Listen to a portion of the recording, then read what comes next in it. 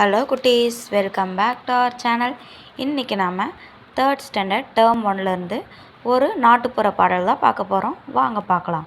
கல்யாணமாம் கல்யாணம், பூனைக்கும் பூனைக்கும் கல்யாணமாம், பூலோகமெல்லாம் கொண்டாட்டமாம், யானை மேலே ஊர்கோலமாம், ஒட்டக சிவிங்கி நாட்டியமாம், கொர்கொர் குரங்கு பின்பாட்டாம், தடபுடலான சாப்பாடாம்.